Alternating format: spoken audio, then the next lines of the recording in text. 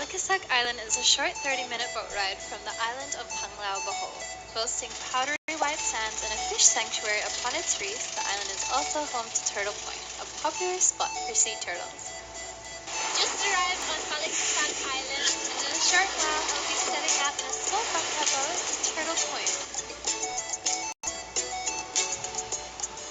And we're off.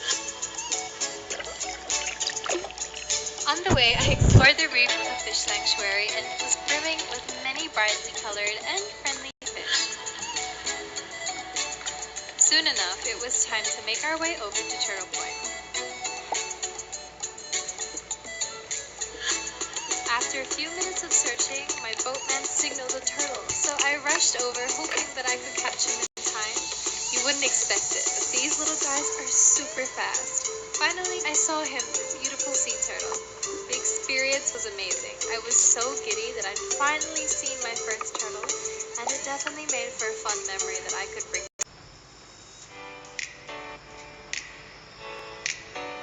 Along the famous north shore of Oahu is the historic town of Haleiwa. This bustling little town definitely catches your eye with its unique charm that reflects the town's early plantation history. The town is made up of a collection of galleries, surf shops, and restaurants, amongst which are the locally loved food trucks. To get my first taste of North Shore, I decided to head over to Haleiwa Bowls to try the locally popular acai bowl. After a couple first bites, I am already loved.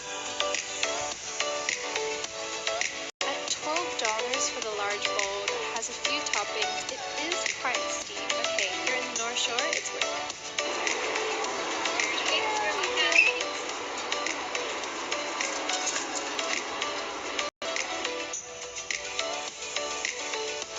So good. Despite trying so many different acai bowls since arriving in Hawaii, this one definitely takes its place as my favorite.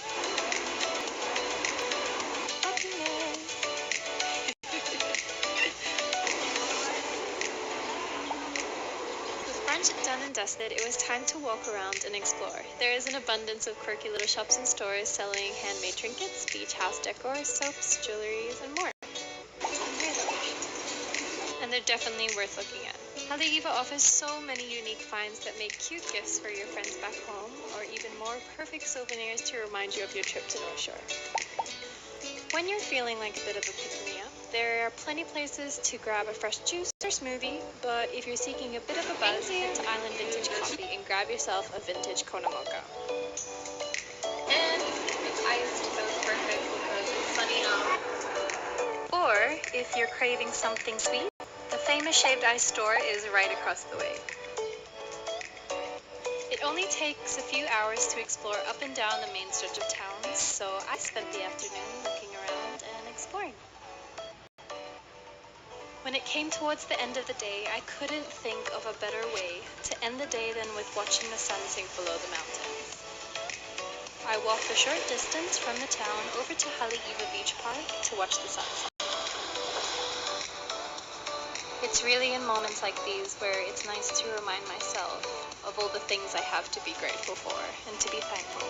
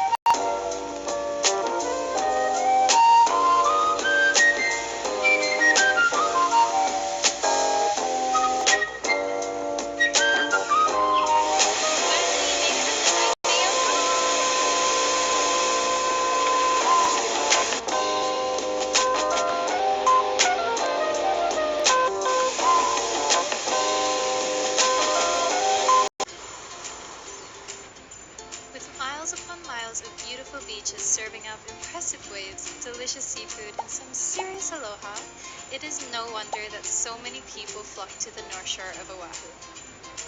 I couldn't pass through this beautiful part of Hawaii without trying out the waves for myself. So with no surfing experience, I set out to tackle the surf. After a handful of attempts that pretty much went like this, I left the water feeling happy and exhilarated that I had finally ticked surfing off my list.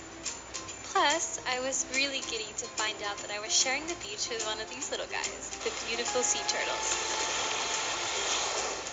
Nothing satisfies a surfer's appetite like the local food trucks. All along the beach, these mobile wrestlers are serving up great eats and icy sweets. I decided on the elephant trunk, with its menu bursting with flavorful Thai dishes. The pad Thai is amazing. You can't pass through the North Shore without cooling off with a shaved ice. Matsumoto is a popular choice in Haleiwa town, and I definitely recommend getting extra toppings and ice cream to take your shaved ice to the next level. I'm a huge fan of natural beauty products, and tucked away in the historic Waialua Sugar Mill is the North Shore Soap Factory. All of their products are natural and handmade with aloha. Along with grabbing some goodies, I also customize my soaps with these adorable little monkeys. Sorry, Mr. Soap, I was too mean to you. Finally, to round up the day, it is worth dragging those aching muscles from surfing up to North Shore's hiking trails. The sunset is especially beautiful overlooking the coastline, and you definitely won't regret the extra effort it took getting up there. 463 kilometers of road lays between the Philippines' capital of Manila and the mountainous region of Ifugao. Travelers from all over the world enjoy these long, winding, elevated roads to view a millennia-old man-made marvel that is said to be the eighth wonder of the world.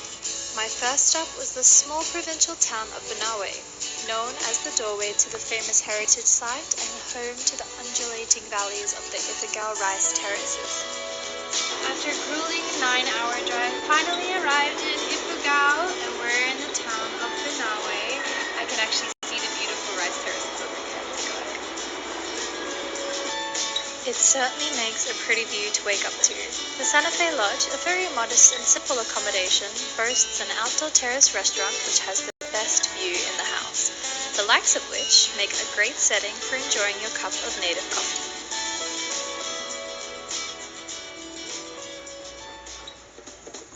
On the way to the view decks of the rice terraces, you're sure to see the eye-catching red of traditional Ifugao attire. In exchange for a tip, you're given a scarf and a hat for a photo opportunity. More enriching, however, is to discover the history of the area. The man I met was happy to talk with me about the history of the terraces, and what a better way to learn than straight from a local.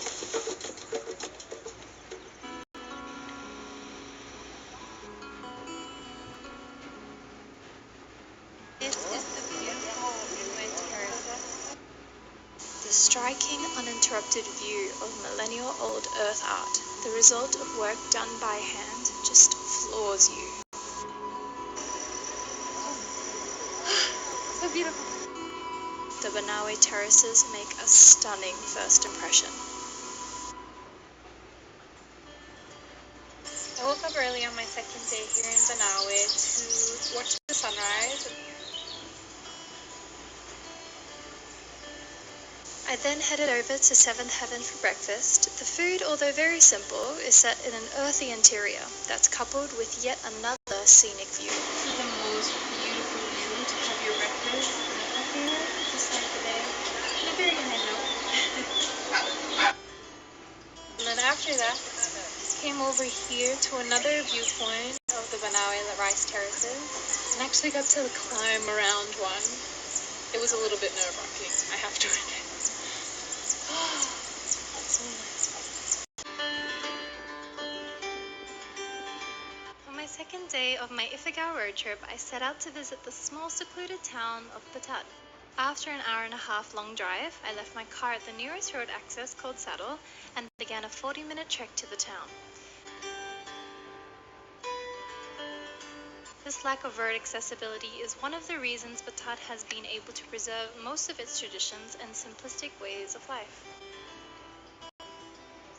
The town itself is connected by a series of roughly cobbled paths and steps. Along the path, glimpses of the terrace-cradled town below peek through the foliage.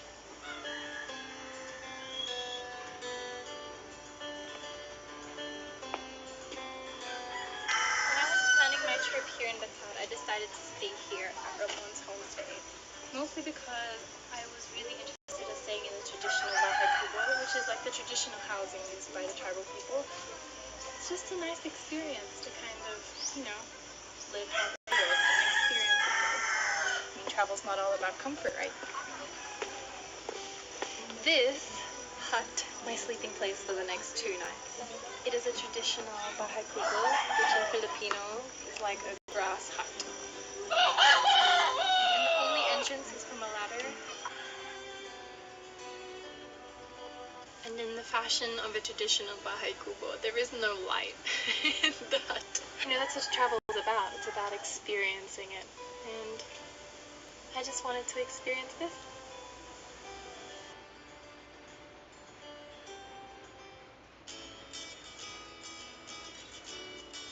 Ramon's homestay has its own little restaurant that serves Filipino comfort food. It also has a neat little mountainside view of the terraces, and the chicken tinola and organic veggie pizza were my favorites. You'll need to fuel up for the hike up to Viewpoint. The rice terraces are still very much the backbone of this town, but aside from rice, the land also provides other sustenance for the community, such as snails, coffee, vegetables, and fresh mountain spring water. This is an amazingly scenic hike and a definite must-do here in Batad. This route offers an undisturbed view of the amphitheater-like formation of the land, and it provides a humbling experience as you walk and peer down at the work done by hands of people hundreds and hundreds of years ago. I am literally sitting on the edge of the world. After waking from a natural alarm clock of persistent rooster crows, I was greeted by beautiful clear skies on my second day in Batad. I started the day with a native coffee made from the locally grown coffee beans and started my hike down to the town. If you leave early enough, you'll find yourself passing children on their way to school. The town of Batad consists of only a handful of buildings, and to this day, a few traditional nipa huts remain speckled amongst the town. Beside a hut, I came across a man who was milling the rice, which involves removing the husk the traditional way, with a large mortar and pestle. It astounded me how, in some places in the world, we are so industrialized, but in some parts, such as this, life depends merely on natural resources and manual effort. A great souvenir to take a piece of Batad home with you are the striking red pieces from the weaving house. Each item is hand-woven and can take up to 10 days to complete. This is the traditional clothing of the Ifugao people who inhabited this area. I decided on this scarf, which is traditionally worn by men, to take home with me to remind me of my time in Batad. For a quick bite to eat, head over to Foreigners Inn and order the homemade pita bread pizza. Whilst there, you may even witness the curious sight of a cell phone hung on a clothesline. This is done to receive text messages when the otherwise non-existent signal passes over the area. After lunch, it was time to trek to the Tapia Falls. From Ramon's homestay, it's about an hour and 45-minute hike and is a must-have on any traveler's to-see list. It takes you through the town and around the mountainside, which offers the most complete view of Batad. The trek itself was a memorable one, as it really has a little bit of everything, from balancing on the edge of rice paddies, climbing endless stairs, to panoramic views, and more stairs. Your legs are really in for a fitness challenge. This is where we're going to Tapia Falls. We're so high up from it, and it's all downhill. And then the best part is we have to go up. Fear not, weary travelers, I assure you that the view of the majestic 70-meter cascades of water from the Tapia Falls are well worth the trek. I just swam in the Catriona Falls, and it is amazing up close as it is from far away. It's freezing, but it's so worth the swim just to get close proximity to such a powerful force of nature.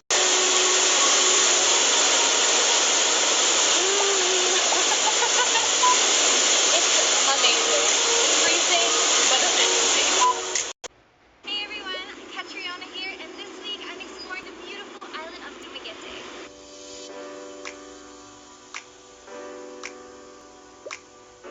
It was my first time to visit the lively city of Dumaguete. Known for its universities, it is the main jump-off point to its neighboring islands Siquijor and Cebu. But as well as having on-the-water activities, there's plenty to do here in this beautiful city. More specifically, it is a great place to eat.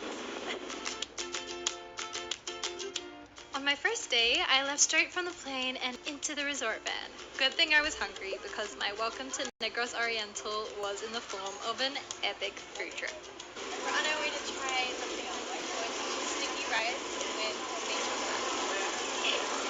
Here at the bustling Painitan markets, we made our way to the locally loved food stalls where budbud was being served. Sitting amongst the morning's vendors and locals, I had my budbud with tangy mangoes. It was the ultimate comfort food for breakfast. Yum! It was a perfect way to start my day in Dumaguete. That totally rhymed. After polishing off my plate, it was time to travel to our next foodie destination, the Seaside Weekly Farmers Market. Aside from selling your usual market finds, such as fresh produce and handmade goods, the vendors here specialize in lechon. Lechon is a specialty roast pork that is seasoned with spices and slowly roasted over coals. The result is an extremely flavorful, moist cut of meat that leads straight to a potent food coma. Don't say I didn't warn you. There is no rest for the wicked, or in this case the hungry, because we were on the road once more to get our final taste of Dumaguete. You cannot pass through the city without trying the hugely popular sweets from Sans Rival. Come here to Sans Rival and Dumaguete, forget your diet, forget your health conscious decisions, because everything is made of butter and everything tastes really good. To nurse that full stomach, relax by the calm waters of Santa Monica Resort. The vibe is so laid back and chill that you will be completely happy just to unwind and relax at the resort. And when you're feeling like an adventure, you can take a boat straight from the resort to your island destination of choice. But if you're not feeling like going out on the water just yet, why not experience the serenity of the Twin Lakes? Lake Balin Sasayao and its twin, Lake Danao, are located in the mountains 14 kilometers away from Dumaguete City. Here at the roof deck of Balin Sasayao Lake, and this is one of the twin lakes here in Dumaguete. The other twin is not visible from here, but hopefully we can go down and see the lake up close and personal. Even think about it. We must push forward. From the first lake, it is a short boat ride to see the twin, Lake Danao, which is separated by a small mountain ridge. You can also swim or kayak in the lake. Here at the second lake of the Twin Lakes, it is so peaceful here. I don't even want to speak to interrupt.